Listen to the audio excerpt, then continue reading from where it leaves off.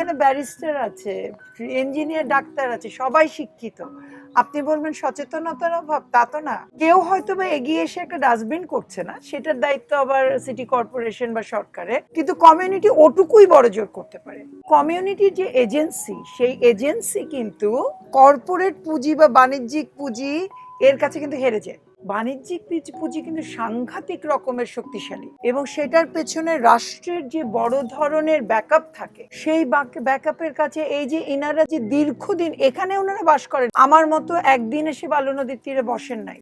ওনারা প্রাণপণে চেষ্টা করেও কিন্তু এটা হয়তো বা একটু পেছনে ঠেলে দিতে পেরেছেন সময়টাকে, কিন্তু রক্ষা করতে পারছেন না। কিন্তু এটা কি ওনাদের অসচেতনতা? একদমই না। মানে পুঁজির যে এজেন্সি, তার কাছে কমিউনিটির এজেন্সি হেরে যাচ্ছে, এটা হচ্ছে বাস্তবতা।